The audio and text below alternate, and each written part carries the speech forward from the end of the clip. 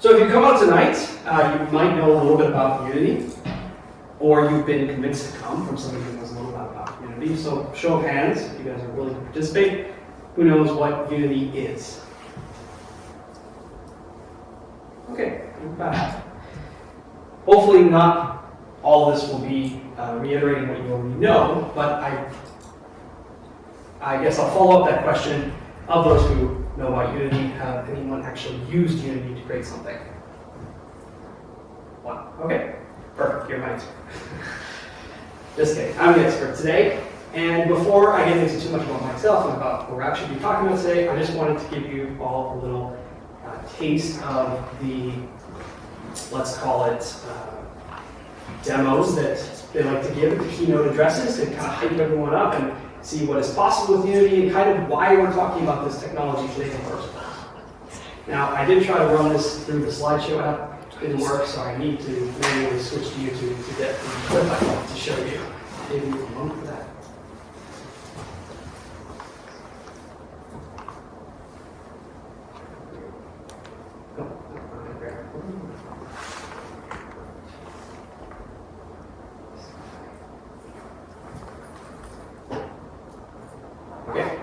This is from the Unite 2022 keynote. I'll talk a little bit more about that shortly, but this was from November's big address, like kind of public, not a con, but a demo of what Unity's been up to the last few years. I think it's only going to go on my speakers.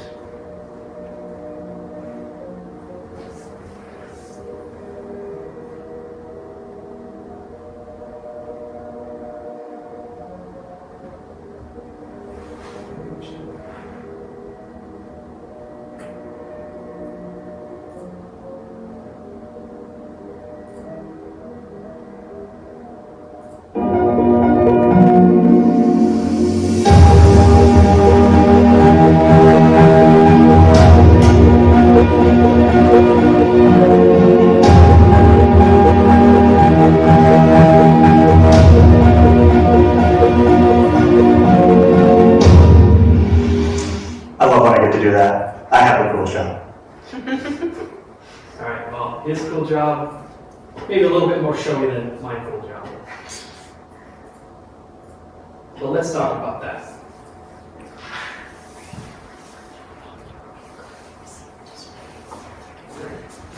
So to introduce myself before I go into too much detail, who is this guy? Why is he talking? My name is Noah. I am a bachelor's student in computer science. I graduated from the University of Ireland, but I'm actually from Toronto, Canada, and actually grew up in Mississauga, if you know what that is, next to Toronto.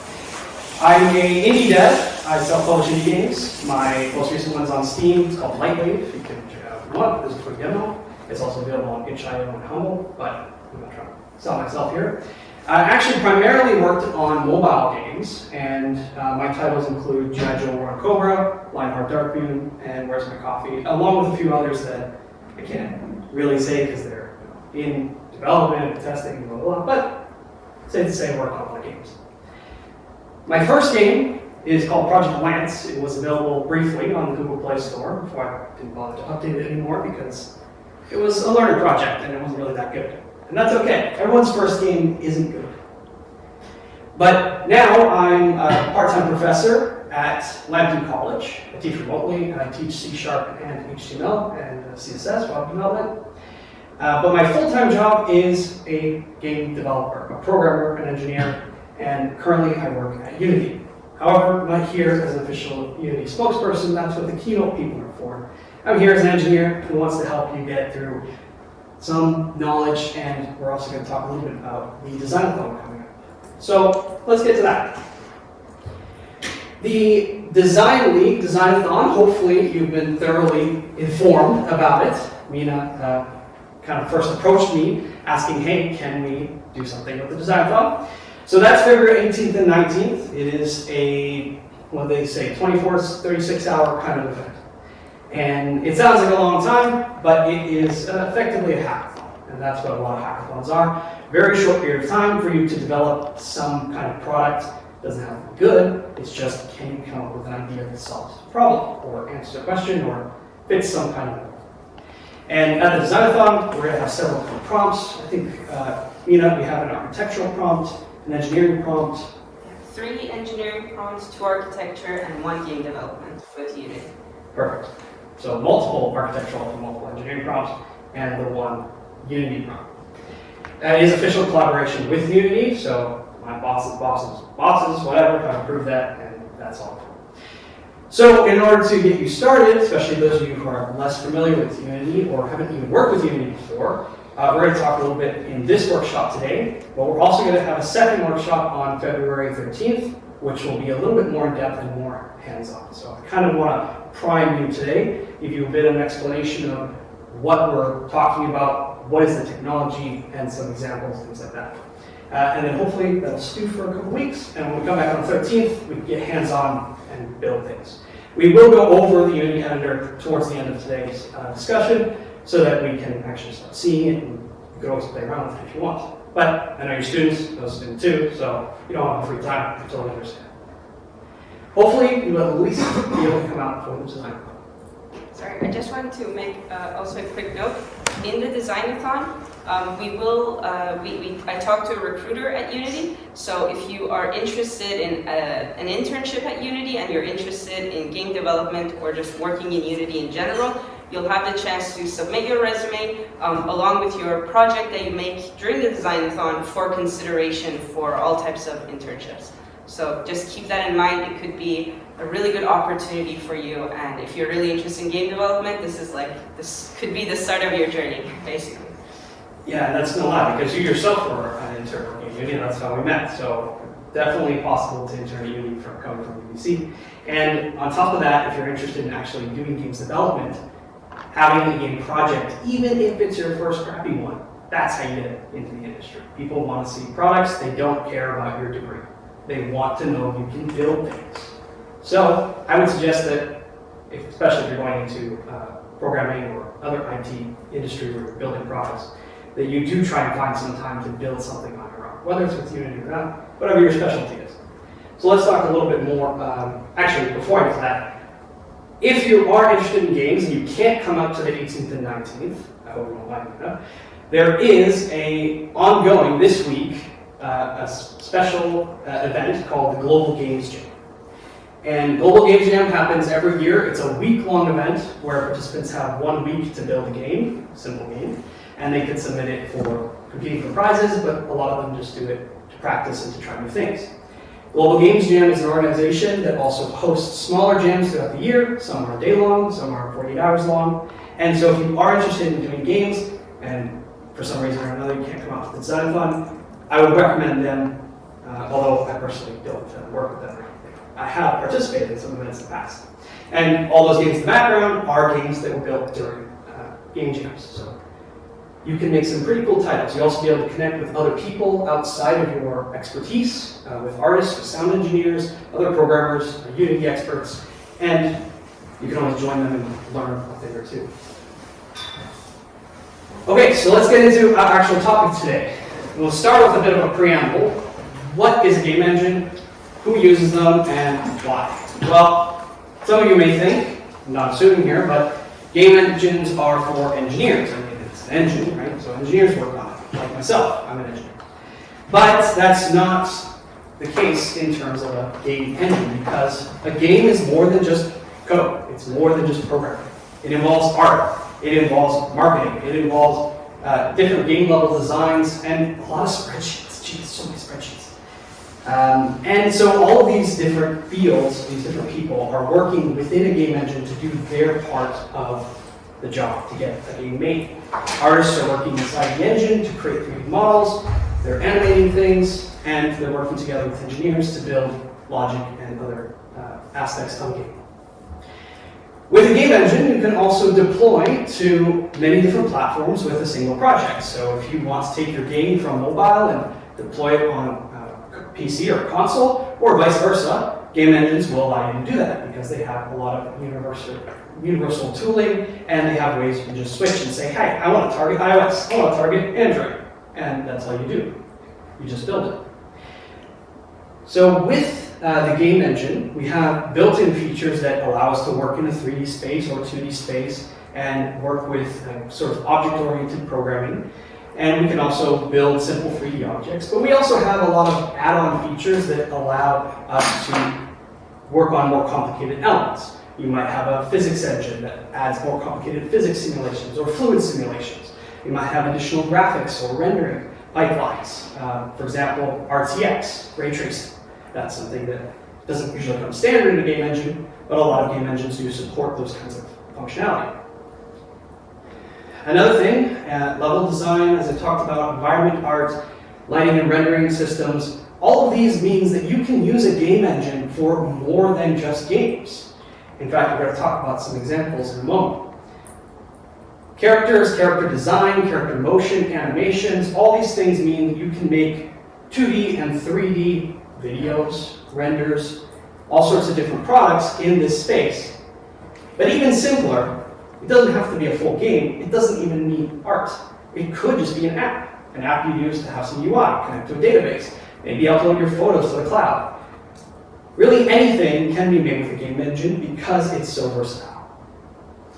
That, least of all, brings us to multiplayer and networking. A lot of game engines have that function built right in, or they have add-ons and packages that allow people to have netcode or other kinds of linking, whether it's dedicated servers or direct IP connections, etc.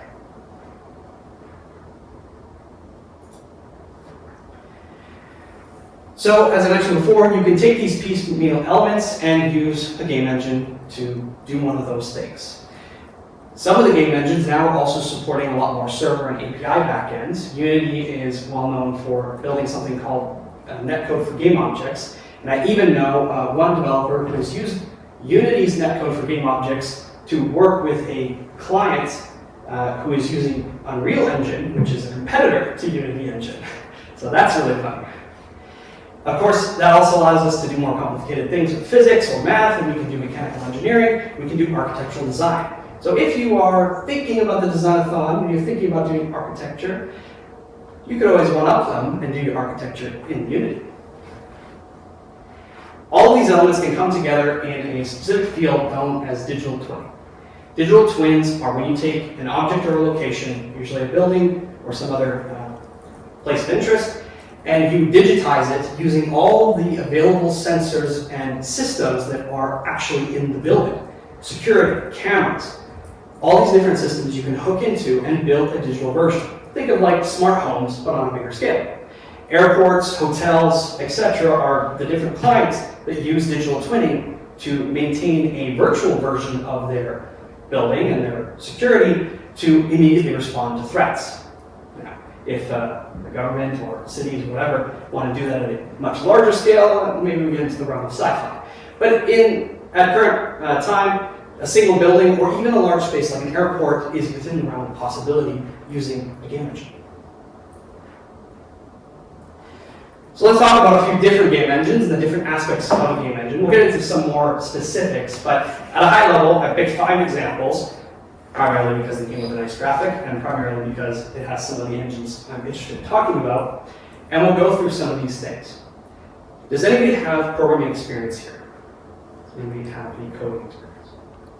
Okay, go. So the languages that we're talking about at the top here are the coding languages that the engine uses at its base level, and also for the engineers to build functionality into.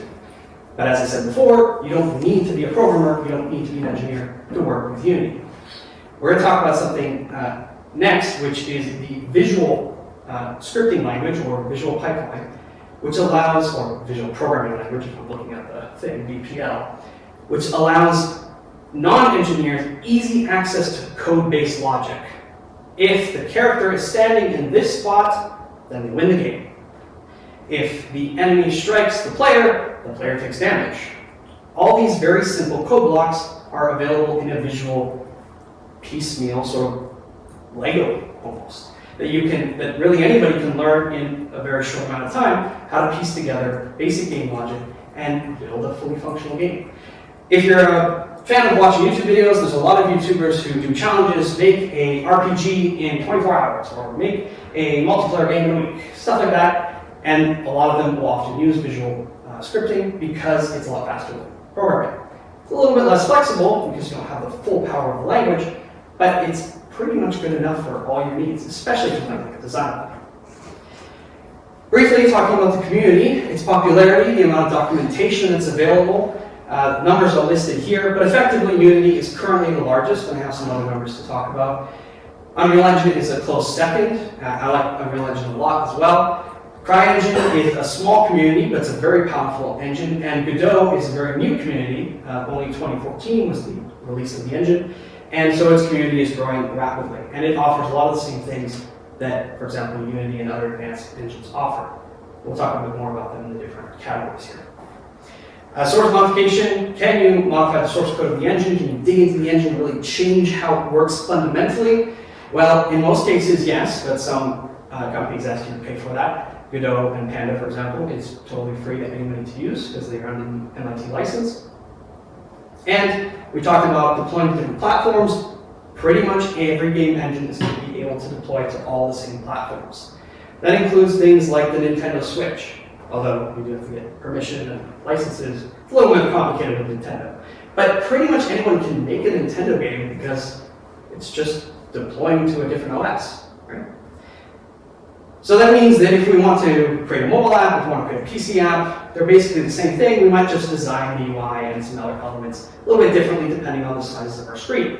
And that also means we probably want to keep that in mind if we're planning on having multiple devices, because not everyone has the same monitor, not everyone has the same phone size, especially with all the phones we have available now. Asset stores are usually paid, but not fully necessarily. There are a lot of free assets that are available, assets being just any kind of component you could use in the game engine. It could be characters, it could be animations, it could even be full levels or full asset packs, polypack that I'll be showing you in a moment.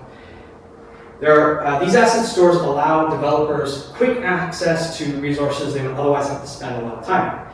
If you're a programmer and you have no artistic ability or knowledge, you can grab an asset pack that will allow you to have a very beautiful, very consistent looking game with all the fancy logic you want. Conversely, if you're someone who knows nothing about physics and doesn't want to touch that with a 10-foot pole, you can pick up a physics pack that allows you to do basic character movement and other sort of collisions. And that way, you can focus on the part that's important to you. In the context of a designathon, I would say that's a really important element. I might talk a bit more about that in a bit. As I mentioned, licensing, most are licensed under end user agreements, so they're somewhat limited, but something like Godot is basically free open source software that anyone can go and change, and that's really cool. And I think that's why they're growing so fast compared to something like CryEngine, which is more specialized. The developers column there, that's just what's the company that builds the engine. Unity Technologies, Unreal Engine, Epic Games. Probably know that game if you were playing a lot of games. And as you can see, a lot of these game engines are quite old. Some of them have gained immense popularity, like Unity and Unreal Engine, and some of them are more specialized, like CryEngine, and some really haven't gained much traction at all, like Panda3D. Unfortunately, not everyone finds success in the game engines world.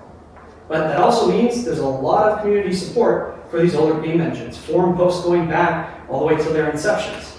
However, there's a small pitfall you could fall into where you could be looking at a forum post for an older version than what you're currently using, and therefore it's not really applicable. So do watch out for that if you're ever searching through forums or Stack Overflow, etc. And grab some water here. Well, I've put up some popular examples. Hopefully all those names are readable. I know some of them are not. But some of the popular games, I searched two ways. I searched kind of most popular on mobile markets and most popular on Steam. And so in the top row, I usually have a lot of the top Steam categories for each game. And they're sort of sorted by most watched or most followed. So Rust is the biggest Unity game. A lot of people who have played survival type games are familiar with Rust. It's a PvP survival game where you build your own house and you start off with nothing but a rock, literally rock, and you're shaving wood off of a tree to get some bark so you can start building something. And Pokemon Go, hopefully everyone knows at least about that. That's also built in Unity, and it's insane how popular it has gotten. Of course, back in Nintendo and the Pokemon series, of course, but a simple technology with a lot of innovation using geocaching and other interesting technologies allows them to make such a popular game. PUBG, a popular shooter. It's actually more popular than Rust, and that's made in Unreal. Octopath Traveler, I was trying to find a 2D game that represented Unreal Engine. Unreal Engine is not usually used for 2D games, and so Octopath is kind of a 2.5D game, which means it has 2D elements, but also 3D elements, and it's kind of the best example I have. CryEngine is almost exclusively not used for 2D games, but it has extremely high fidelity, matching Unreal Engine, and it's used for some of the top games like Hunt and Sniper. The Sniper series is really cool because they use a technology that I didn't understand when I was a student called sort of 4D meshes or 4D textures, where you can have detail about an object, a 3D object, and detail inside the object as well, like its interior, but not just its hollowed out interiors, but depth all the way through. And in the Sniper series, pardon the gore, when you shoot somebody, you see the bullet passing through them and passing through every one of their organs. It's a little bloody and gory, but that's how the players kill their opponents, like hitting the enemies in their vitals, and other places too. The Godot engine, as I said, it's newer, so we haven't seen a lot of big AAA titles coming out of that. Rotato is a 2D survival game. You're running around in an arena, enemies are spawning all around you, and every time you defeat a wave, you get an upgrade, and you can blow up more and more enemies. And hopefully you survive long enough to get to the end, or you die and try again. Next, Zodiac is a game I didn't really know. I was trying to find a 3D example of Godot, but again, it seems Godot is not currently being used for a lot of 3D projects. It took me a long time to find examples for Panda3D because most of their projects are very, very old. But interestingly enough, Panda3D was actually bought by Disney to use in some of their games. But they didn't buy it to own it. They bought the developers because they said, hey, we like what you do. We're just going to pay you to keep making this thing, and you can do whatever you want with it. And other people can use it too, but just make sure we can use it. And they found success that way. Like I said, it's not that popular today, but even small game engines can find success. So the next thing I want to talk about is just a small timeline over my personal journey. Again, I'm not trying to be a sales pitch here, but obviously you'll see I'm a little bit biased because I ended up working in Unity. And there is obviously a big variety in the kinds of games that are available for something like Unity versus Unreal Engine. I'll get to that in a bit. But I started to attend college in 2014. Perhaps you've been in school before me and you've been in education a lot longer than me. That's fine too. But when I started in 2014, I wanted to get into the trades or something. And I worked at a mechanic shop briefly and I realized that sucked. So I applied to college and went to programming school in St. Lawrence College in Cornwall. At the time, Unity was the top named developer. A lot of developers weren't saying what they were using, or they were using their own kind of custom systems that were one-offs for the games that they were building. And so Unity was the top name at that time for sort of specific game engine launches.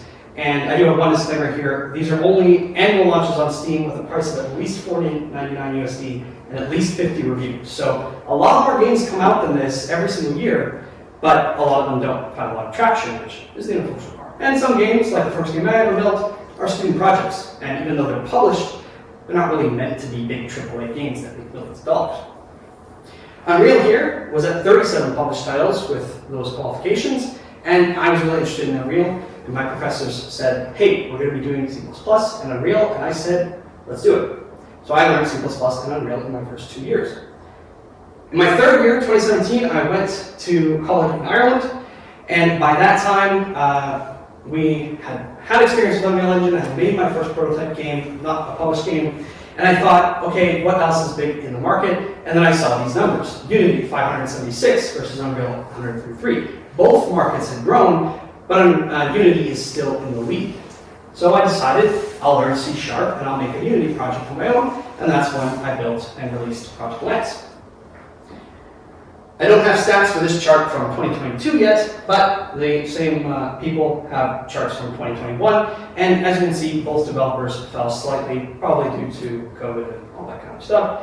However, Unity is still far outpacing Unreal, and perhaps in 2022 we'll either see a lot more or we'll see less. I'm not sure.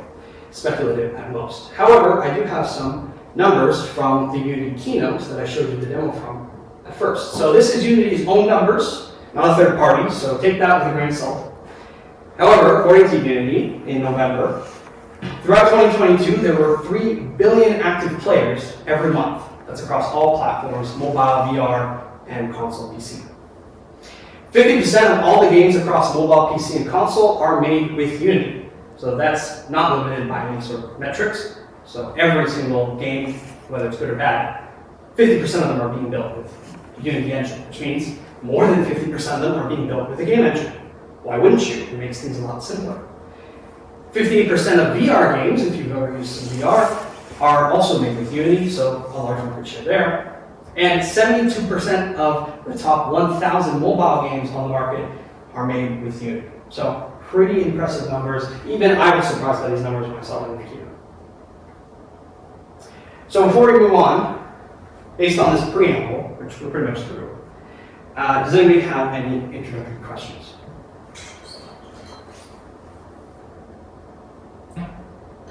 That's fine, take your time as you require. We're going to get into a little bit more specific things here. And if you have your laptop today, which I see a few of you do, this is an opportunity for you to get Unity installed if you so wish. I'll walk you through the steps. We won't wait for things to download. We can do that while I'm talking and stuff. But I will show you kind of all the steps you need to get started if you want to get on that today. And all this sort of stuff, how to get started on Unity, you can find YouTubers and things like that, so you don't have to just listen to me talk you through it. But of course, if you run into any problems, hopefully we can solve it. So we're going to do these 4 simple steps. We're going to grab Unity Hub off the website. We're going to pick up a specific version of Unity. We're going to look at what's available when we start a new project in different settings. And then we're going to walk through all the different components of the editor and show you some demos as well. So hopefully by the end of this discussion, you should at least be familiar with the layout of Unity. And if you watch a YouTube video who says, go to your inspector and click this window, you'll know what he means. So the first thing we're going to do is download Unity Hub, and that does mean that we are going to do it live and go on the website. So let's see if we can do this with everybody. So I'll just pull up Google, and I don't know what the website is off the top of my head. Well, I probably do, because you can see it's in my search history. I'm going to type in Unity Hub. And if you just typed in Unity and you went to the Unity store and you said download, it's going to stay in the same place, but we can shortcut that because we know what the software is officially called. Now here they're saying download Unity, unlock your creativity, create with Unity in 3 steps. So I don't even need to have this whole presentation. You can just go to this website and follow these steps yourself. But let's still go through it. If we clicked on download, download for Windows, it's funny it says that because it's not on a Windows machine, I'm actually on a Mac. You want to make sure you're downloading, of course, for the correct operating system. So in this case, I'm going to download other versions. It's going to bring me here, which is where I was, and then I'm going to click on download for Mac. So 3 steps is what we're going to do. Hopefully that's nice and readable. Follow the instructions to download the Hub, and the Hub is a place where we can check out our different projects and different Unity versions. If we download a project off the web, we can install the correct version of Unity that's going to run it, and it's sort of a manager for all the things we want to play around with in Unity. Then we're going to choose the version of Unity that we're going to install, and then we're going to start a project from there. So if I click download for Mac, it's going to install the setup, which of course I've already done, but I'll give you a few moments if you're doing that now. And then once that's installed, in your app drawer or wherever, you should be able to find the Unity Hub logo, like that. Oh, actually that one's on my screen, so down that screen. Let's try that again. There we go, Unity Hub, right there.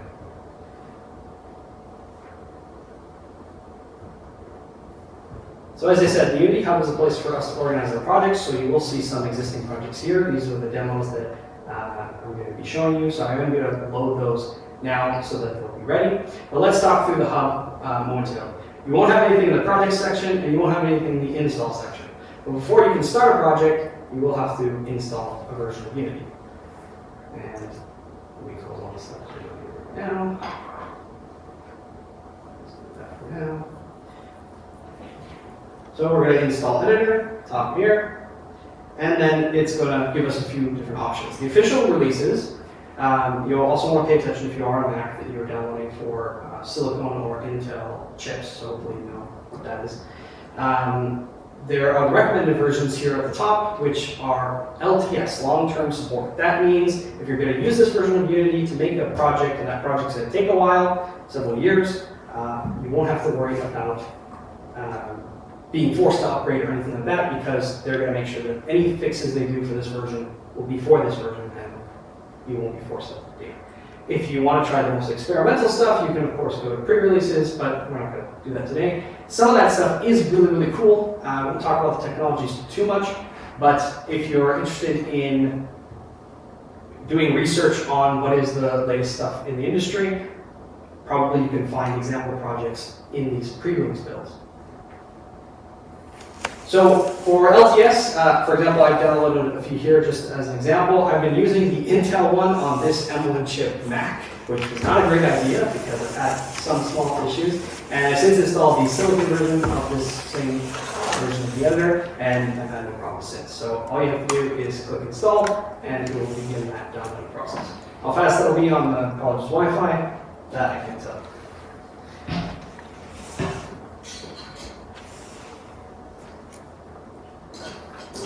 So with our release installed, everything will happen automatically. Don't need to worry about that. You can come back to the project section and create a new project. If you did install multiple versions, you can change that here at the top. Let's full screen this for a bit, see what that gives us. Cool. Okay, so with creating a new project, we have a lot of options here. And if you're going to play around with Unity, I suggest that you try some of these, especially the ones in the sample and the learning section. The ones in the all templates, or perhaps we'll just go through the different sections. So new is something that they're featuring. This runner game is actually one that they're featuring for the game jam, which is running this week until 5th. And core is kind of where you would mostly start. Now you could absolutely start with a 2D or 3D core project. You're just not going to have anything in it. There are no scenes set up, there's no objects in it already. There's only the very, very basics. And if you're going to start from scratch and you know what your idea is, then you probably don't want the other stuff in the way.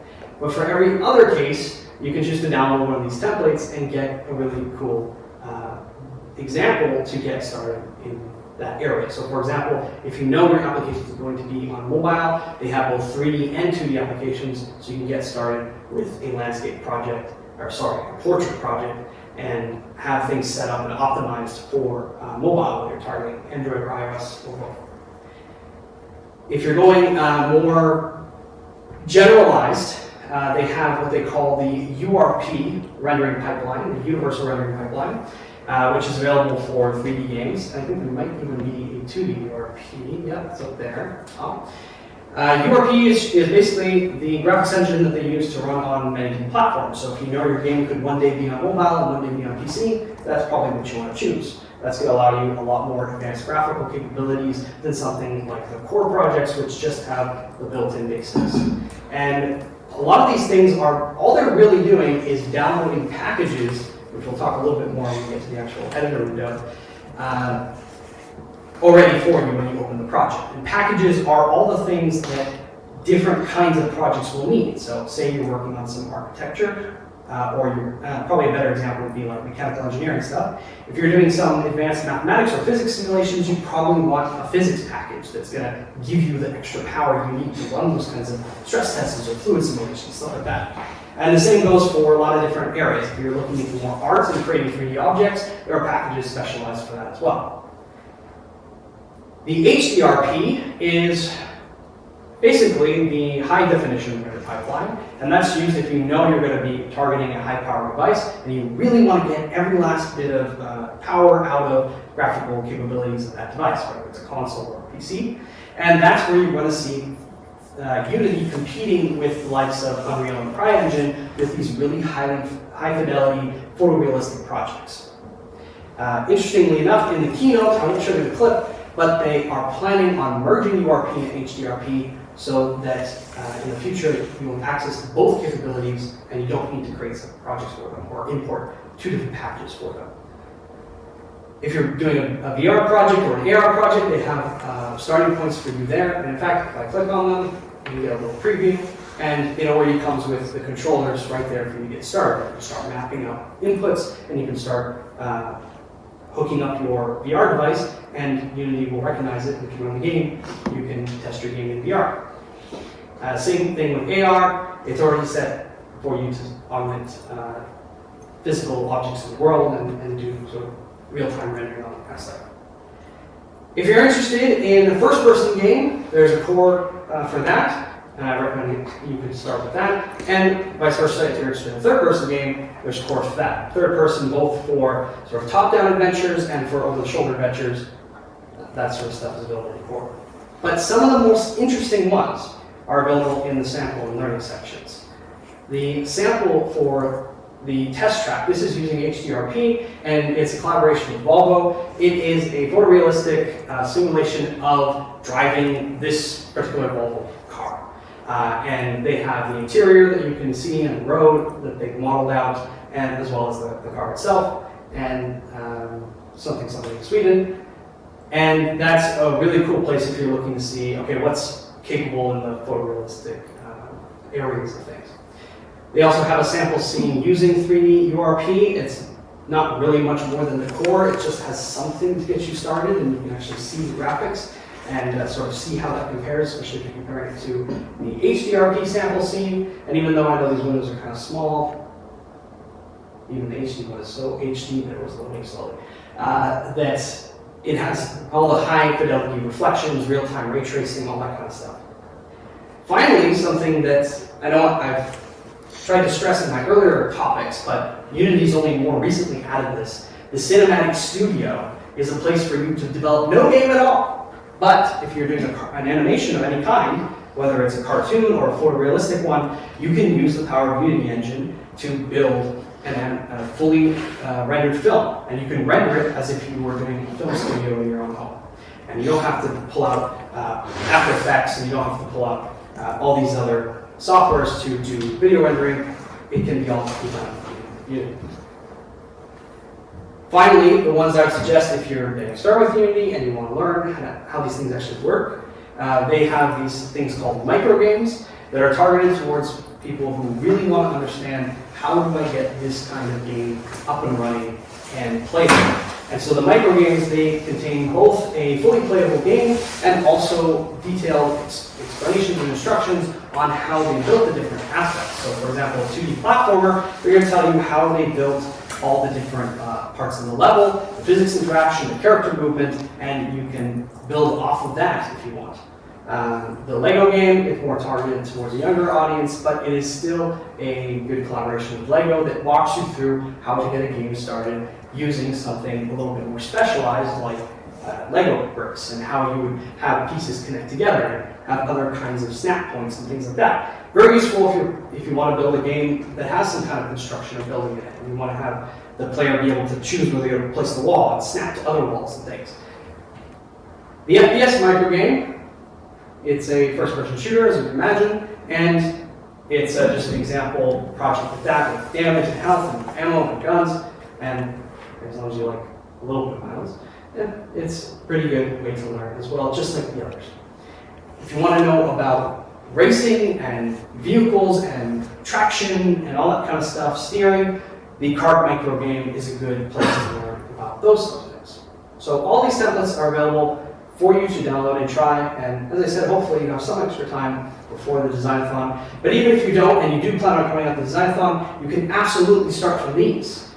So once we kind of reveal the prompt and what's going on there, these would be good places to start, places to learn, places to build something. And the Designathon is not going to be, we're not expecting a fully built game. We're expecting a slice of something. We're expecting some mechanic, some start and end, right? Nothing too complicated. And that's what these symbols have. So you can build off of that. And if your team is a little bit more architectural focused or art focused, then you don't really need to change much at all. Just build your art and put it in the game. And now you have your version of the racing game or your version of the platform game. So, say we've chosen one of these. What's a good example? I want to get something up and running that would be nice and light because I do have the other projects open. I don't want to walk through the editor with those projects because it might overcomplicate things. So let's start with let's go to core. I actually don't have the 3D core downloaded. I don't have the other things ready. So we'll just have, the 3D core, that's fine. It won't take very long to open. And in the meantime, well, maybe we shouldn't do too much while this is running, but it really shouldn't take that long at all. Let's talk about, let's go back to the slides actually. Probably a good place to start.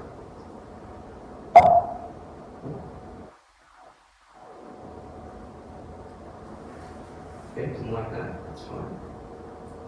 Okay, well, Unity's open. So, in the time I was playing around, nothing actually happened. Now, there is some small text here, so if you don't understand everything, that's fine. The idea is just to get familiar with the different terminologies, and you can always, if you're using it on your own device, hopefully you can see them a little bit better, and just know how to use things. So when you first open Unity, it's going to look like this. It's a very standardized format now with the newest versions, and everything's kind of in place. And it's basically a program like any other program, so it has its own window, and you can move the entire window around. But the cool thing is, with some other programs, like video editors or audio editors, they have sort of internal windows, these different spaces that you can, if I should use my mouse a little easier, you can pick up one of these windows and move it around. You can decide to snap it somewhere else, and you can also resize it. And so what we're going to do is we're going to briefly walk through each of these windows and talk about how you can use them and why you want to use them and that kind of stuff. So hopefully it's not too boring in here, but we will also talk about the other cool demos that I have sitting in the back here. So first of all, I think the easiest place to start is the project window. Project window is a file browser by any other name, and this is where you're going to be able to put all your files for your project. It includes stuff like the scene. The scene is what you see in this big box here. The scene is the Euclidean space where the game takes place. I didn't mean for that to rhyme. I did not prepare that ahead of time, but that's cool.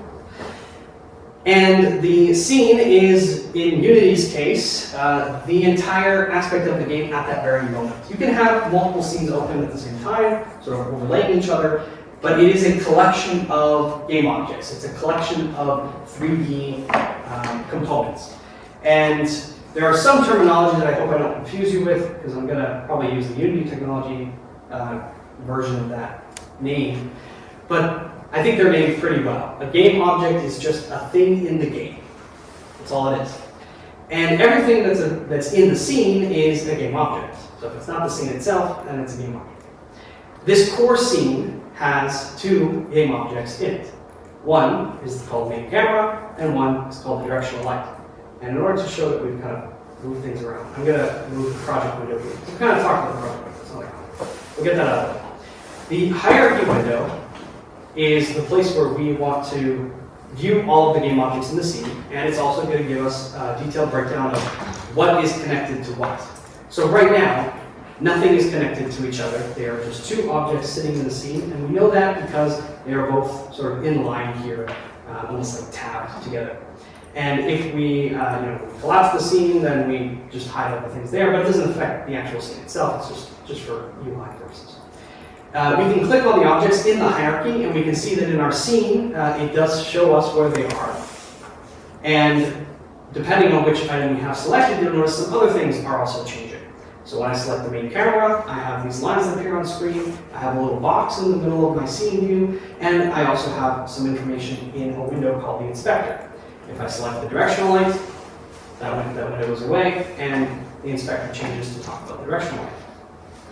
So before I get too much into that, to those other windows, in the hierarchy window, if we want to add a new object to our scene, we can do that right from here. When we right-click on this menu, and we can also equally go to, I believe, Game Object, the Game Object tab at the top. We have a bunch of choices here. We can create empty objects, we can create empty child objects. We'll talk about children in a moment. And we can create different preset things. So we want to make a cube, right? That's the simplest thing we can start with. A cube could be the floor of your level. It could be on a big cube that you're standing on. A cube could be a box that you kick around. It's got some physics.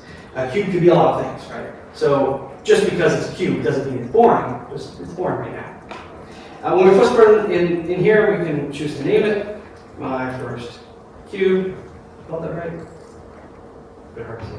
And now it exists as a game object, and you can see that it's also in line with the other game objects.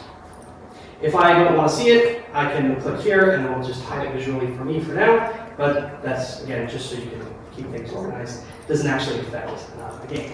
What's actually going to affect the properties of this object is everything over in the inspector window. The inspector window over here, I like keeping it over here because it's nice and easy to access. This is all the breakdowns of the game object. And if I were to create an empty game object, we'll just leave it as game object, you can see that the inspector window is very light. It has one field, or one component, as we would call it, which is a transform, which is the position, rotation, and scale of the object in the Euclidean space, in the scene. We can play around with these if we want, but because this is an empty game object, changing its scale and its size is not actually going to do anything. However, if we go over to the cube, we can move its position by changing these numbers. We can even use the arrows inside the scene view, and that lets us move it around manually as well. We can type in numbers here to get more precision, and we can play around with scale as well. I think right now, if we set it to scale 2, yeah, it would become more rectangular. There's a lot of other elements to this, the first being the mesh, which is the actual 3D set of triangles that represent the object. If I were to click on this once, it takes me to the assets folder, that's a little weird. If I were to click on this twice, okay, no, that didn't actually work. Okay, one more time. We'll go the other way. If I click on the little radio button beside it, it opens up a window asking me to replace it. And now I can see all the different meshes that are available in the project. And because we chose the core project, we don't have that many. We just have some very simple ones. And selecting something, you can see a preview of what it looks like. But based on the parameters of our current game object, since it's scaled a little bit in the x-axis here, this sphere becomes more mobile. If we choose a cylinder, it gets changed as well, capsule, etc. And so we can choose the shape of the mesh right from here, and if I should be able to see the, oh, I think I know why actually.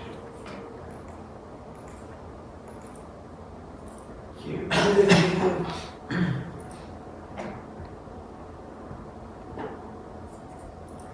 Cube. Mesh.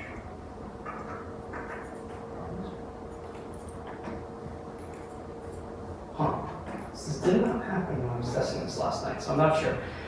Maybe I'll do it with one of the other examples, because these are all prefab stuff. But you can see exactly how many triangles the object's made out of it and that kind of stuff. So let's actually just do that quickly, because I do want to show you more exciting stuff while I have you here. So we have two examples.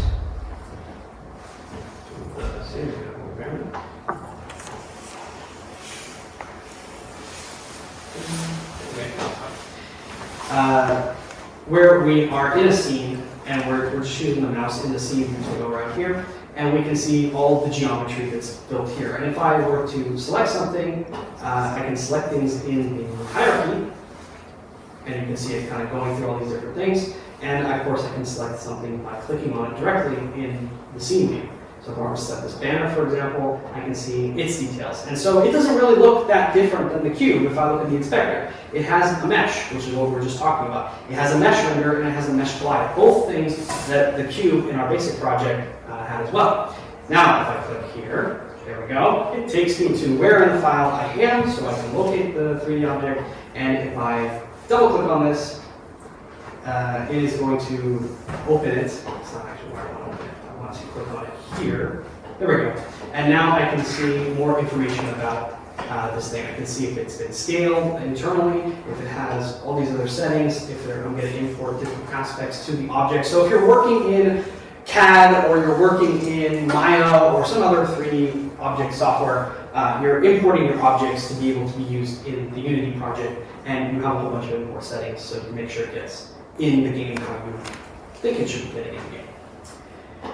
Sticking with this example, if I go back to the actual game object, you notice that this component, which I can collapse if I so choose, is different from the next one, which is called the mesh render. And it does not have this little checkbox beside it, but the mesh render does.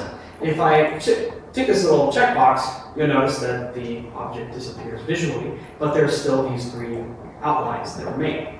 So what does this do? This has enabled or disabled the specific component, and that's what these different elements are called, these different things that we can collapse, and we can delete them if we want. These are the components, part of this game object. So this particular game object, called SM_prop_wall_banner17, has these three components on it, including, well, in addition to its transform, which is the basic component. And we can enable or disable any of these particular components that we want. But when I disable one component, it doesn't disable the whole thing, it only disables that one object. So this mesh collider, it's a different component. If I want to turn that off, I can, and now the object is basically gone, because none of the things that's on it are actually using any visuals, just the transform. So it's still there in world space, it's just not going to have any visuals, and it's not going to have any sort of physics or anything on it, because we'll talk about the collider in just a moment. But if I want to actually turn off the whole object so that nobody's going to use it, and I want to hide it and everything like that, I can do that from up here next to its name. Now all of the components are turned off, and if I wanted to, I can re-enable them all at the same time. So you can do that as well. And you can do that for things like if an enemy dies, rather than just deleting the entire object, which is sort of an expensive memory operation, you could just turn them off, move their position to their spawn zone, turn them back on, and boom, you've saved yourself a lot of processing time, and well, you probably want to reset his health and all that, or he'll just die when he appears. But that's sort of the flow of using objects and having things being reusable, and also using components sort of in a smart way. And I think that might be a little bit too deep for today's discussion, so I'll probably just stop there. But let's talk about the mesh collider a little bit. The mesh collider, or sorry, the mesh renderer. The mesh renderer is the material, the actual visual representing the mesh. So when I turned it off, the mesh itself disappeared. And the only thing that remained was these green outlines, right? So these green outlines are not actually real objects, you could say, because if I stop highlighting that object, the green outlines disappear. They're not actually drawn, so the player never sees those green outlines. They are just something called a gizmo, which is a helper tool for a developer. I can turn gizmos on and off with this little tiny button up at the top of the scene view. So if I know that the object's there, and I know its collider is still enabled, but I just don't want to see those green lines, I can turn them off. But that object is still there with that shape. So if a player is climbing that wall, they're going to climb on that banner, or they're going to collide with that banner, and maybe it knocks them off or whatever. Because even though the visuals are disabled, it's still there. It still has its physics in it, which is what the collider is for. And working with materials are just basically textures that have been assigned to various properties, like their reflectivity and how they interact with lighting, blah, blah, blah. It's more complicated than we need to get into today. But we can just change this material. And it looks like if we click the banner and we click, say, let's click and drag this time. If we drag this in there, we've just now changed the material on the banner, which means we changed the texture on the banner, which means that the banner is now blue or whatever, because we've dragged this blue materials object, which is a thing in our project files, onto the materials mesh renderer here, and we've replaced it. We want to bring it back to that same color, drag and drop, boom, now we're in. So this is the first elements of the workflow that you don't need to be a programmer to do. You can change materials, it's that easy. You can change files around. You could go into Microsoft Paint and change this texture to put whatever face you want on that banner, whatever color you want on that banner. That's something you can do right now, right? It's very easy. And that's the kind of stuff that, for example, in the Designathon, you're going to probably be doing a lot of, because you don't want to spend the time writing code and doing all these specifics. You'd rather spend the time building a level, building something cool, building characters, and with playing around in the inspector and the hierarchy and all that kind of stuff, we can build out a game without really having to write much code at all. Now, we still need some logic to have our character run around or take damage or whatever. We'll get to that. We're going to save that kind of information for the following discussion on February 13th. So today we're just talking about getting around the editor and working with game objects in a simple way. So hopefully I see you back for that. So, yeah. So, just let me know when you'd like to take a quick break and also distribute the drinks and stuff. Okay, let's do it in when I'm done talking about the mesh collider, because then Sounds we'll good, move on sounds to a different video. So the last thing on this object, or on even the basic object that we're talking about, the cube, is a mesh collider. And I've sort of already hinted at what it is. This is the actual physics shape that the object has. These are the triangles that represent the collision that will happen. And in this case, there are different kinds of colliders, and I can add components here. Collider, there we go. It's not called a cube collider, it's called a box collider, it's 3D. There are all these different colliders that we can add to any kind of object to give it that kind of collision shape.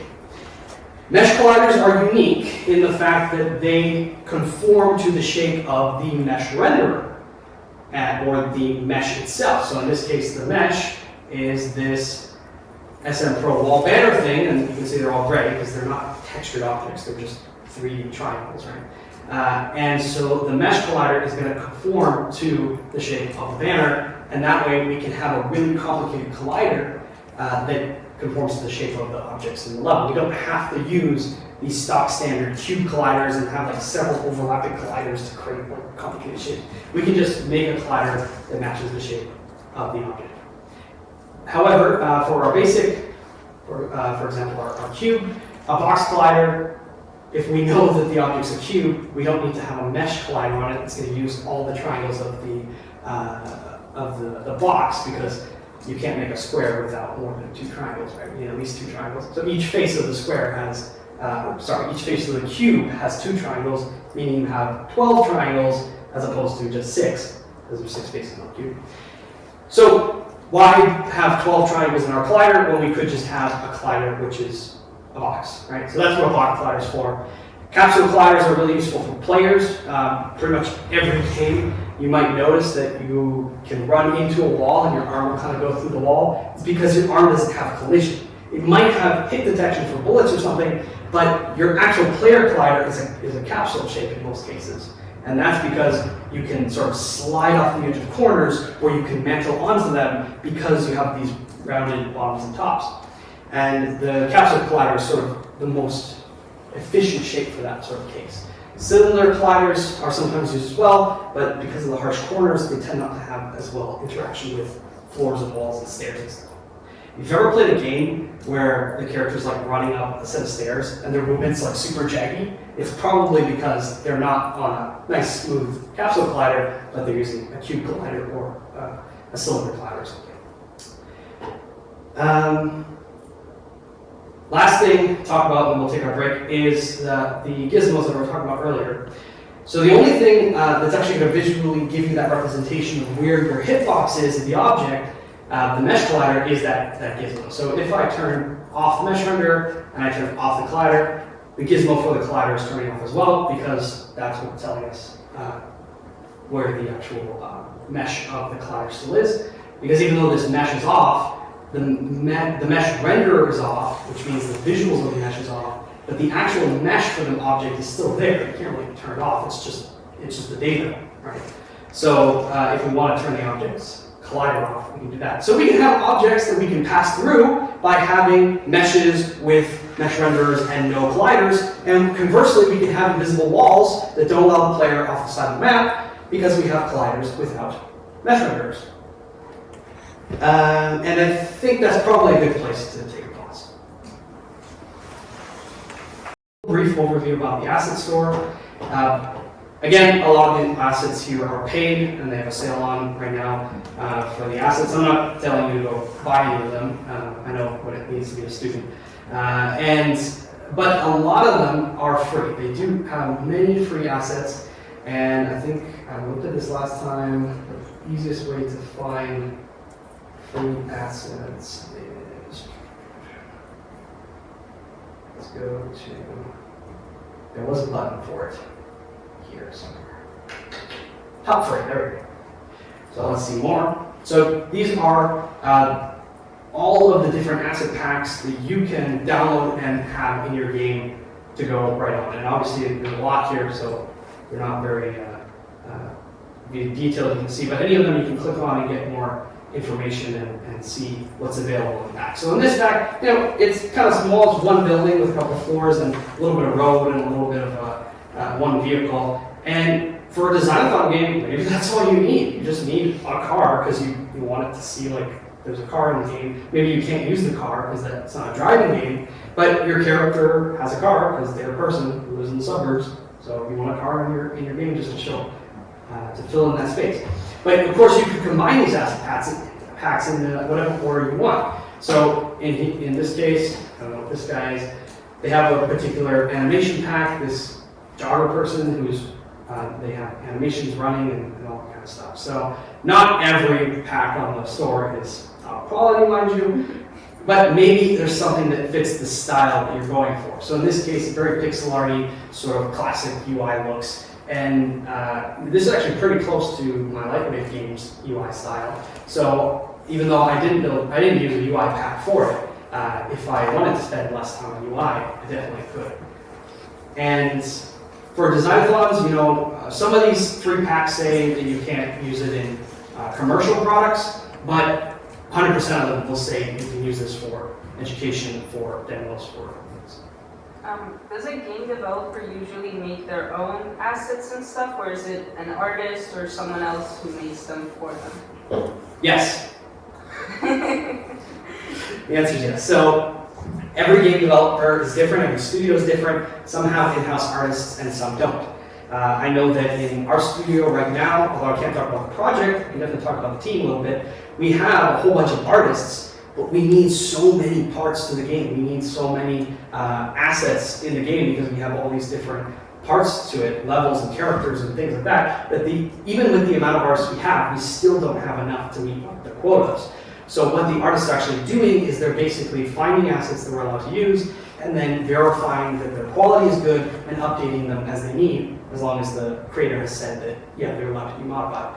So rather than making everything from scratch every single time, a lot of times artists are tweaking things, modifying things, and if the creator has asked for credits to be given, then of course give credits. I mean, why not, right? So it doesn't harm you in any way. You got to use their asset for free, or even if you paid for it, you have to use their assets. So yeah, so there's different. These are just the top ones. There are more. These are the ones they just have on their top list. And some of them are single assets, like there's a truck. Some of them are systems. Here's a key door system, right? If you want to create a first-person shooter, and or in this case, a third-person shooter, FPS microgame approved add-ons. Yeah, so it's actually used for both first-person and 2D third-person games. All it is, it's some logic. Just here's a key object, the game object that is a key. It has some kind of code value or something on it that represents the door that it will unlock. And then you have a door object, and it has the matching value on it. And only when those two objects are together, or when the character has that key in their inventory, however it works, that logic is there. Now the player walks up to the door is open. So even game logic, you can find examples or samples and packs and stuff like that online in the Unity store and elsewhere. The Unity store obviously is kind of the safest way to get those assets, so you don't worry about downloading random files from people, but there are a lot of professional bloggers, YouTubers and stuff, and they'll have links to their project files and other extensions. So as long as you trust them, you should be good to use that stuff as well. Okay, so back to the editor. There are a few last windows that I really want to cover, and let's not stick with this one. It's a bit too simple. This one's actually already cool. Get out of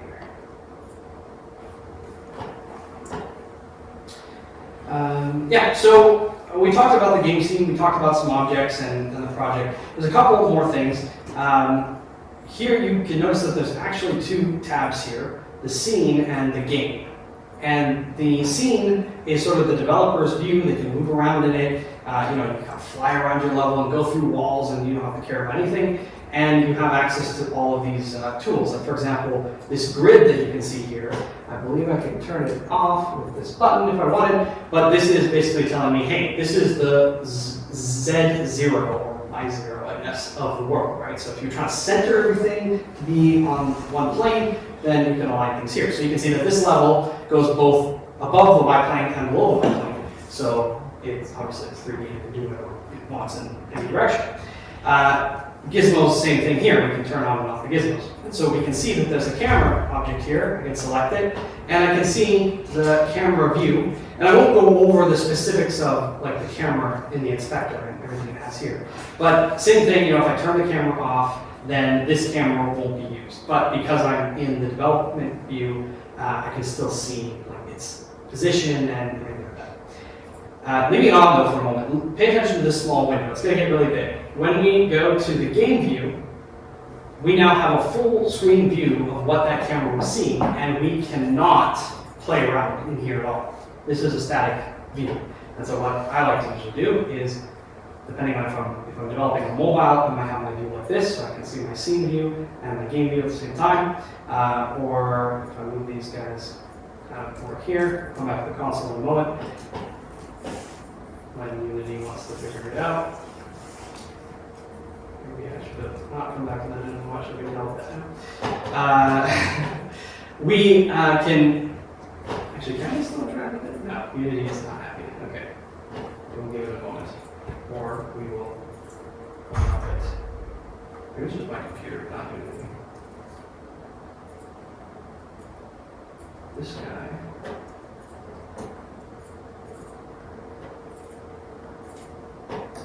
Okay, let's do this.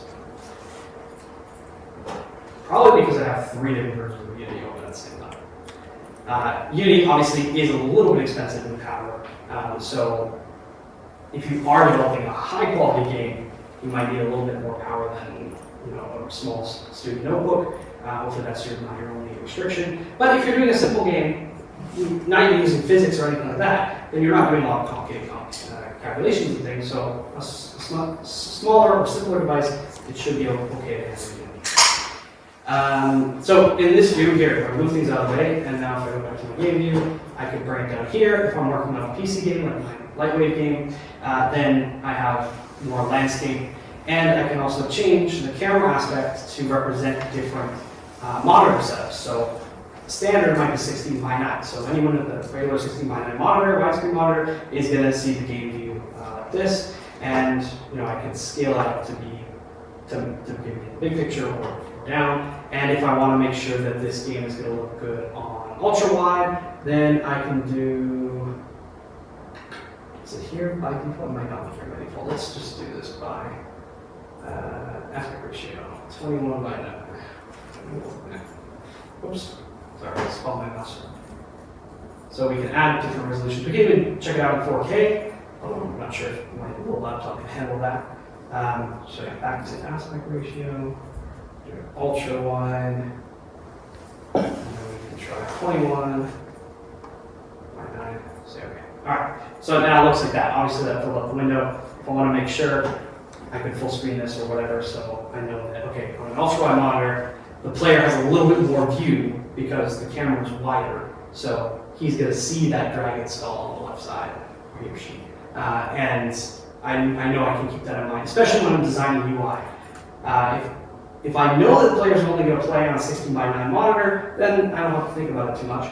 But most games nowadays try to support various screen sizes, especially for mobile, because as I said, your mobile device has all sorts of weird aspect ratios, slimmer or fatter, or even the folding ones, which are pretty wild. So with the game view here, as I mentioned, we can see our camera. If we go back to our main camera here, if we move the camera around in the world, we can rotate it up and down, and that changes, of course, what the camera is seeing and where the player is looking at. Now, this particular scene doesn't have a character for us to run around in by default, and I wasn't quite ready to get into that in today's discussion, so I haven't added it to this project. But you can imagine that even as a developer, I can fly around this space and check it out. Now, the difference is, here I'm in the editor, which means I have to process a lot of extra stuff because I have the gizmos, I have multiple views, all those sort of things. So I'm not necessarily getting all the full effect that the game is going to have. For example, this looks like a pretty stationary scene, right? Nothing's moving, right? So, but if I play the game, which is available here at the top, there's a play, pause, and next frame button if you want to frame by frame for any reason. I can actually run the game right in the editor. I don't have to build it I can just start it. And in this case, I have one camera, so there's nothing complicated about that. There's no logic that happens when the game starts, like spawning a character or anything. It just starts from where it is with the camera view. And in this case, those lights are the thing that's really moving and captivating here, because they're animated and they're also, the light source is flickering. There's some logic there to change the light levels on this sort of flame-like pulse.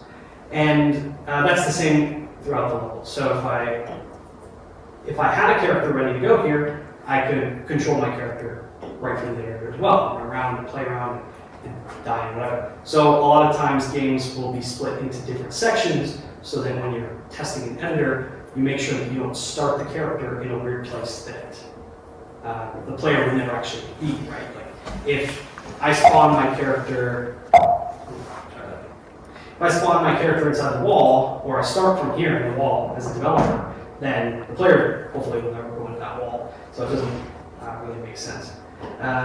If you're working in 2D, I just did that accidentally, but there is a 2D view which turns off the camera's perspective, and now you can sort of see what this looks like from the 2D side-scrolling view. It's not a very good side-scrolling level at this point because it's not built for that, but you can easily change from those two things. And a lot of games actually use that to their advantage. They'll go from full 3D to 2D in either because they have some game mechanic or because they're just showing off two different parts of the game or something like that. So there's a lot of things you can do both in 3D and 2D. And if you're working in 2D, say you want to make a 2D game for the design file, that could be a good recommendation, because everything you can do in 3D, except the extra dimension, you can do in 2D, and you're saving that extra dimension so you don't have to think about that. If you're working with physics, if you have a platformer, now you have a whole extra dimension of math you don't have to worry about, right?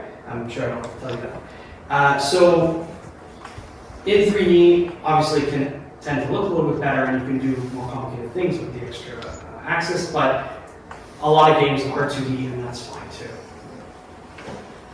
So if you wanted to build just like a 2D game, you wouldn't need to build it in 3D and then convert it, right? You can do directly 2D? Yeah, and that's what those templates that we had at the beginning shows. And in fact, while I'm talking about this a little bit longer, let's make a new project into just to show off that as well. Let's do the 2D URP scene, because that might be a little bit more interesting. So that might take a little bit longer. When we go back to the other scene and finish off our discussion with what is there. Just gotta figure out which one this is. Okay. So I talked about the game view. That's kind of the camera. That's what the player is actually going to see when the game is starting. And you can have multiple cameras too. You just need to have some logic that drives when the camera changes. There's some modern games that do this, but most games it's fallen out of favor. There are a lot of games in the past that have fixed camera views, but the character was fully moving around. Resident Evil is a very good example of that. So you just need some logic that says, okay, when the character is this close or moves past this part of the level, change the camera view to that other camera. So you can do that by basically just disabling the camera with a simple script or with some other logic as well. I want to save some of the more complicated things for next time's discussion, and I don't want to overload you today. So let's see if this was ready. Oh yeah, there were two more things I didn't want to talk about today. And how's that project going? Almost done. Okay. So I talked a little bit about the asset store, and I talked a little bit about packages. So just so you're aware, if you started a basic project and you're like, how do I get stuff in it? You can do that through the package manager, and there's two ways to actually open it. I was surprised to find out they put it in two different places. Sitting here. I think Windows is probably the best place. Here, package manager. Through the Windows screen, you can access a lot of different windows. I'm not going to go over them. There's way too many. But if you are going to do animation, right, maybe all you're going to focus on is animation of the character. There's an animating window where you can do keyframing and you can do all the sort of stuff you would do with animation right in Unity. So again, you don't have to go into another system. You don't have to go into a 3D modeling system to do an animation on your character, whatever. Everything you can do is right in Unity. And the same thing goes for audio systems and for lighting systems, all that kind of stuff, right? And also there was the visual scripting thing that we were talking about. Now, if we open it now, there's not really giving anything here because we have to create a visual scripting graph and all that kind of stuff. But from the Windows menu, you can access all this stuff. And if you download additional packages, you're going to get more functionality depending on what you're building. So here, this window right now is telling us all about the packages that are currently in the project. So just the basic project has a few things in it to start with. And if you really didn't need these systems, you could remove them, but you kind of need some of them. Like you probably want UI at some point, unless you're going for a really stylized game that has absolutely no UI whatsoever. But are you going to not have a menu? I guess that'd be weird, but you could do it. And some other things. You don't need to worry about all of these, of course, because you might not use them. In fact, like I don't use visual scripting, but it doesn't really hurt either.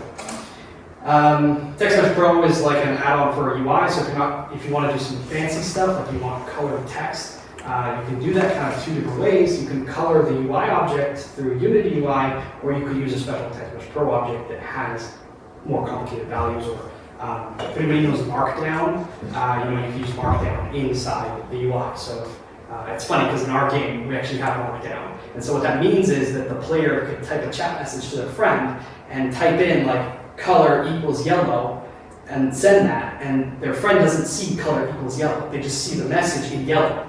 So like cool stuff like that, and changing the size of fonts and things like that. So yeah, package manager, if we go to, instead of packages in project, we can go to the Unity registry, and that's all of the publicly available packages that Unity supports, basically. And you'll notice that there's quite a bit, so I won't go over all of them, but if you're going to focus on 2D stuff and you want a 2D project, then you probably want some of these 2D specific packages. And when we start the 2D project here, it's probably going to have a few of these already installed. So here's our, let's make sure we don't confuse ourselves. Here's our 2D project. As you can see, it has 2D mode enabled. And even though it's a 2D project, we can disable 2D mode if we really want to see what our level looks like in 3D. Or maybe we decide later down the line, it is cool to be in 2D, but we actually want some 3D element in there. Like maybe there's a monster that's 3D, and that's the only thing that's 3D, but the rest of the game is 2D. Okay, we can do that at a moment's notice. But we can keep it in 2D mode so we can kind of play around and know that the player is going to see that. And there's nothing really here. It's just, there's nothing that the camera can see because we don't have anything, so it's just this default blue, and that's just something you can change if you want. But if you have a skybox or if you have anything, then the camera will see. Go back to the packages window. Here's the package manager. So now we can see we have a different set of things. We have 7 of the 2D packages already installed. And you can see they're all here, they're already installed in this project, because chances are, if you're working on a 2D game, you're going to want this kind of stuff. I'll briefly talk about some of them. Sprites are a special kind of rendering object, so as opposed to a mesh renderer with triangles, sprites are more like just images, like JPEGs and things like that. And they have some special logic of things you can do. Like, for example, if you want one sprite to be in front of the other, like a layer or different sorting orders, you can do that kind of stuff. Tile maps are pretty much your go-to for generating a 2D level, because a tile map is just a grid that you can assign a set of sprites to, like a paintbrush, and then you can paint your level. And you can also even put logic in there that if 2 pieces of the level are beside each other, then the texture changes to something that like kind of crosses between the 2. All these different fancy stuff that you've seen in many different games. So some of the other stuff that like I use all the time is like analytics and some of these more complicated things, because we're monetizing games and our games are live and we need to see what our players are doing. So we need something like the analytics package. And there's a lot of things from both creator side to engineering side here. So for example, it's not installed, but Unity has an input system that's, from what I can remember, pretty much classic plug and play support for various types of controls. Like if you want people to be able to use an Xbox controller or a PS4 controller in your game, even though they're playing on PC, if you use the input system, then you can map your player movement to the different buttons both on the keyboard and on the controller, and then depending on which one you're using, the player will move correspondingly. So different things like that. So again, I won't go over all of these, but just so kind of you're aware. And then, as I mentioned in the asset store already, they used to have a window for you to access the asset store in Unity, but they decided that, you know what, it's fine for it to be online, it doesn't have to be in Unity. So now it's just basically in the browser. And then they have a good connection with Unity Hub. If you, let's see if I can actually do it here. I'm going to have to open a specific window. Yeah, so let's say I want this keyword asset system. I can add it to my assets. I accept their terms of use. It's now added to my assets. I click open in Unity, and it's in the pack. Now, ideally, you don't have multiple projects open at the same time, because you won't necessarily know what project's going to pull into. In this case, it opened this dungeon project and saying, hey, you want to pull in this asset to your dungeon project? Which I guess I don't. But you can see all of the different packages that I have available because I have paid packages as well as free packages that are on my list. And so I think this one's free. I could be wrong. But character movement fundamentals, let's say I want a character in my dungeon, I'm going to download that. Hopefully it's quick. And then we import it into our world. We find the character object in the files. We drag the character object into our scene, into our world. Make sure we put them where we want to be and on the wall. And then we press play and hopefully it just works. So let's see. So we've downloaded it. Now we've got to import it into our project. And if we only wanted something specific, for example, they have example scenes, so you can see the character in different environments. Maybe we don't need those examples. We know what it looks like, and so we can always turn those off. But for now, let's just import everything, and hopefully that doesn't take too long. And then we'll have a basic character and go into the game. Before we drag it into our like dungeon world, let's go and see the scenes that are provided with the project.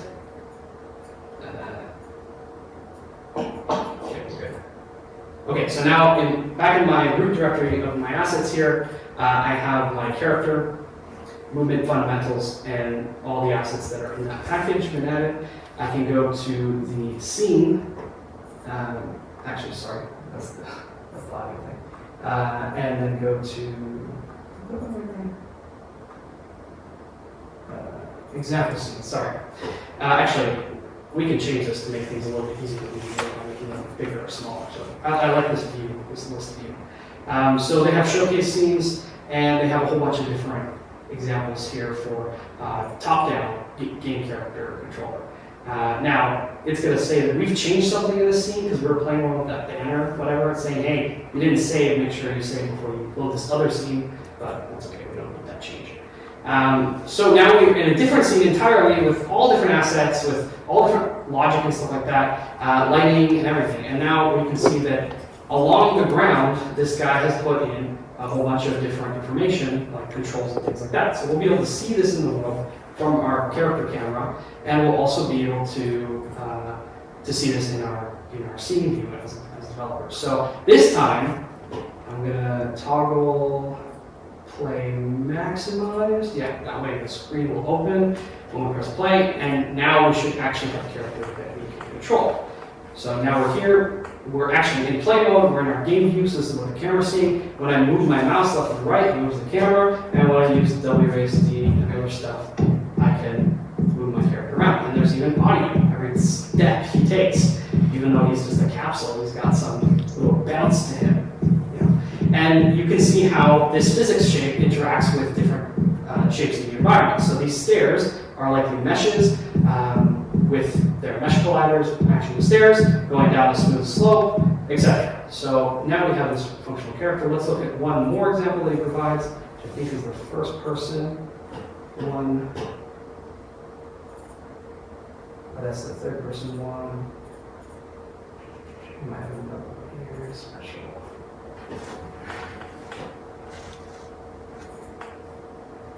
Actually, maybe this guy doesn't have first person, maybe just have third person, but that's fine too. Let's look at the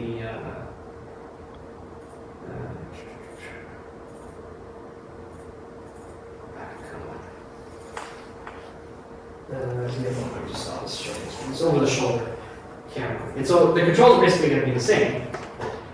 Oh no, this one was first person. Okay, sorry. The preview image was not what I thought it would be. So the same thing, like all the other logic is basically the same.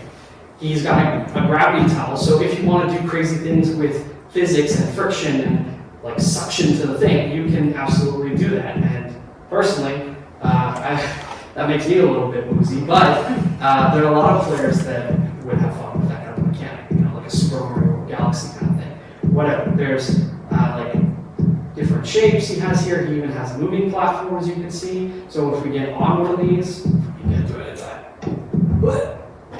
then obviously our character is going to rise with the platform, right?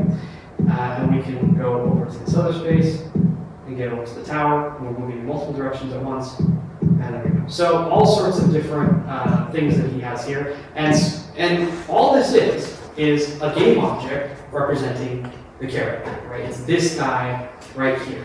The camera, I guess the camera starts not in first person, which is why that looks like that. But this guy, I don't know if we actually select that. We selected the audio component. Let's see if we can select like the character. There we go. So we have this third person preset, which actually looks like he has a few different characters maybe overlap. Let's see if we can. Yeah, so he does have a few different characters. So this is, it's a game object.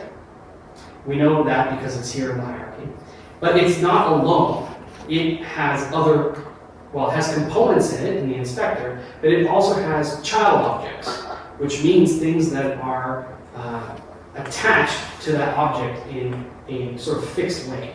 So all of the transformations, all of the movement, everything that's happening to the parent object here, like when it's moving, is also being directly related to all the children. So the children's positions, you notice that its x is 0, whereas the parent's x is like negative 7.28 or whatever we moved it to. And that's because child objects their positions are always relative to their parent, which means you can have characters on a flying spaceship, and you don't have to do camera tricks to make the characters like stay on the spaceship while it's flying around. You just parent the character to the spaceship, and it doesn't matter how the spaceship moves. It doesn't matter how fast or whatever. The character is a child of the spaceship. It will move exactly as its parent does, and it can also move locally as well. If we, I know that's actually the model's roots. We need something like its hat or something. Cappy? What this is called? So it's hat. It's cappy. We need something that's not root object. Yeah, so it even has like spines and all that kind of stuff. You would see that stuff pretty commonly if you're working with 3D objects where you have bones and things like that. There we go. Now we've accessed the actual cap object, so we can move the cap separately, and if we were able to see ourselves in this case, which I can actually do by keeping it like this, and we can see what happens when I hit play, because I don't even know. Okay, so we're in first person mode, and interestingly enough, he's made the decision that if you're in first person mode, we can see the camera moving around and we're seeing you. We don't see our character, because if you are rendering yourself and your camera's inside, then you're just going to see the back of your eyeballs. You don't want to do that necessarily. So you would notice if you're playing certain first person shooters and stuff, sometimes they have animations with the arms, and like the arm is actually just cut off at the shoulder. They don't actually have a body. Or if they do have a body, it's like starting at the torso or whatever. And that's because they're doing these kinds of tricks to avoid other problems. If we were to do the same thing with the 3D example, sorry about saving it, then in this case, we can move our character around, we can go in our scene view, and we can fly around and inspect the character as he's also moving around the world. So we basically have two versions of two. Now, of course, this scene view, the player's never going to see, but it's very useful as a developer because maybe you know that there's something behind this wall, and you want to make sure that, okay, as the player approaches the wall, does the thing behind the door appear? Does the monster actually spawn in behind the door, so when the door opens, the player sees it? Yeah. Different things you can throw in.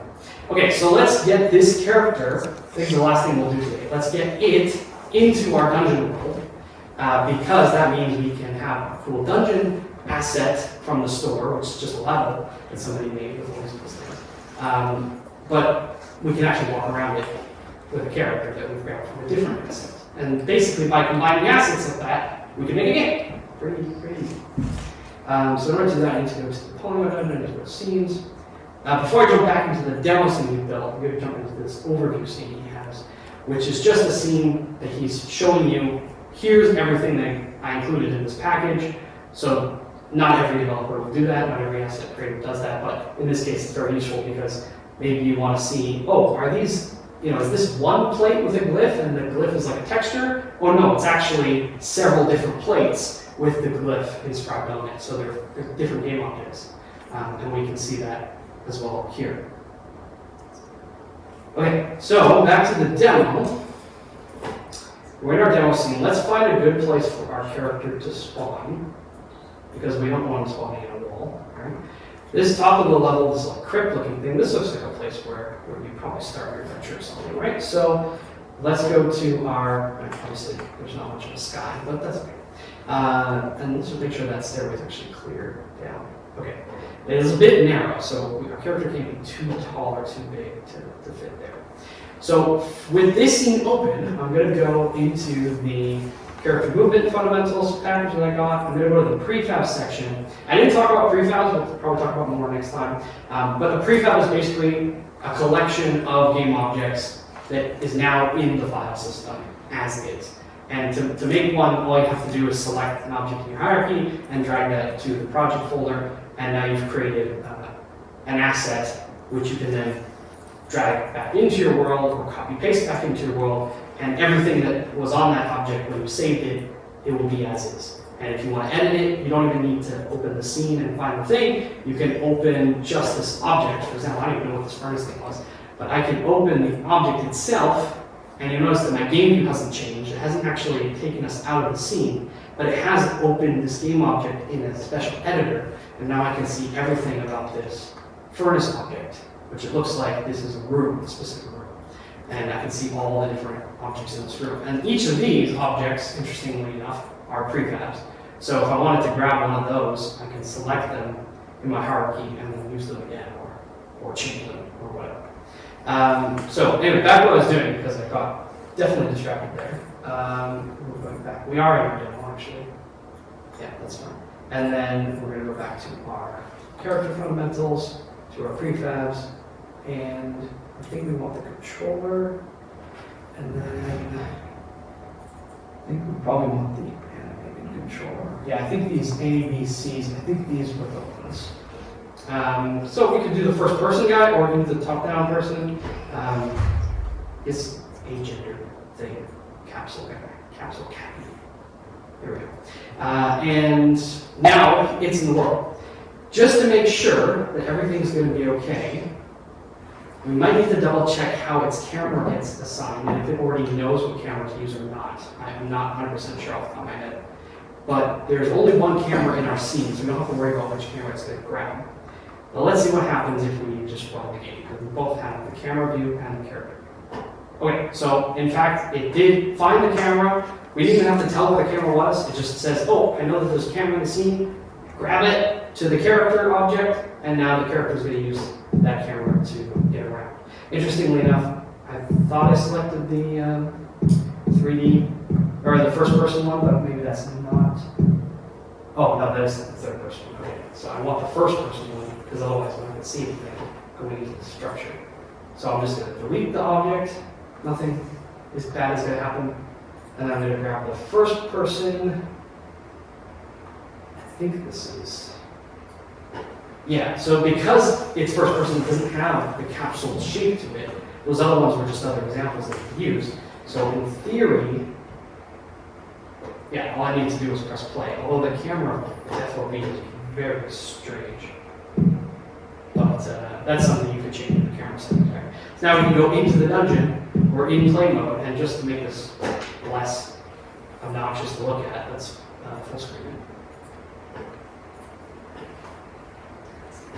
Okay, now we're in the dungeon. We go in, we go down, we can see what actually is like animating in the dungeon. Because when we were in play mode last time, sure we could fly around in developer mode. Oh, we've been foiled. There's a door here, and there's no logic that opens it, because this is just an art demo pack. So there's no way for our character to actually progress through the store. We would need to go grab that key door system from the other pack, bring that in, hook that up to this door, and then we'd be able to grab a key, open this door. But because we're just demoing right now, we can find our mouse, get out of this, grab our first-person character here. Probably the easiest way is just copy it. Go find that door. Here's the door. It opens right here. And then you just paste. Oh, we put it in the same spot. I wanted to paste it into that position, but that's okay. Oh, I know a better way to do this. We'll drag it into the scene if that's easier. So we'll go to the spot in the world that we want our character to be. Grab its file again, drag it in, boom, now press play, and now we can walk around the rest of the dungeon until we get foiled by the next one. But you can see there's physics on different parts of the level because they're using colliders for all these different things. You might decide that this should be walkable, so you could edit the collider and make it so that maybe only the two houses of banister are two different colliders or something, and then the player would walk through it. Because this character controller has a jump built in, we can jump over it. We have these cool jugs, which it looks like we can stand on, but of course we don't have a weapon or anything, so we can't break them. But that's definitely another package we could probably look into. Breakable objects or shattering 3D objects or whatever. And we can create whatever we want to create. And I don't know, I'm just walking around here looking at different things.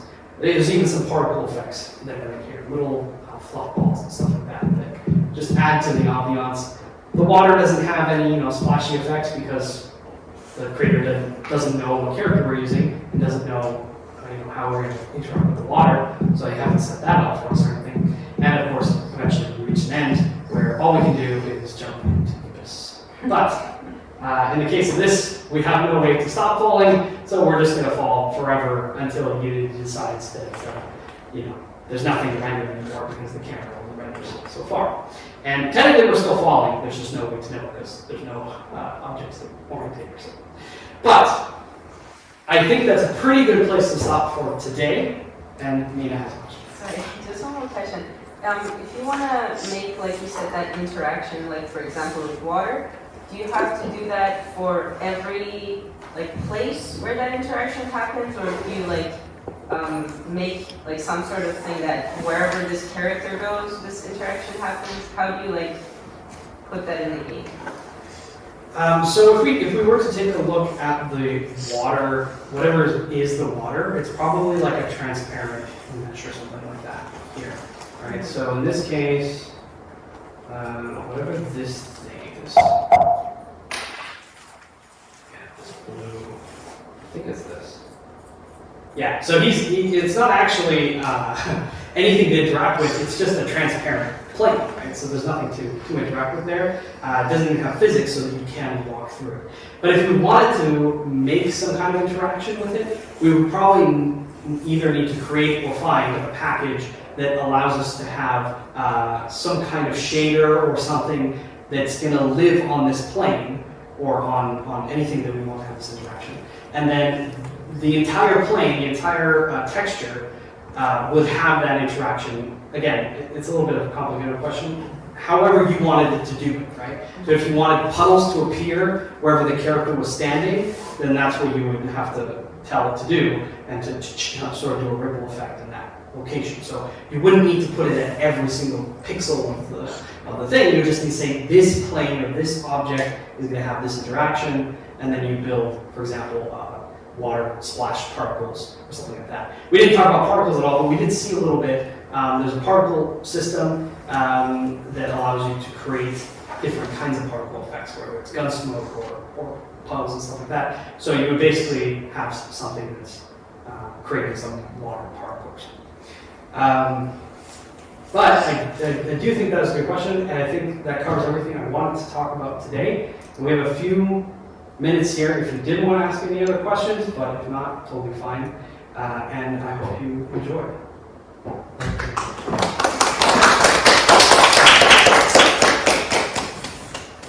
Did you have something you want to say, or just thanks? No, the sides. Okay, great. Yeah, so we'll be back on the 13th. Hopefully you can come up for that as well. If not, hopefully it's nice to see you at the Design-a-thon. And no hard feelings if you don't sign up for the Unity prompt. Feel free to join for architecture or engineering stuff. But I'm glad you at least got to experience this foray into my world.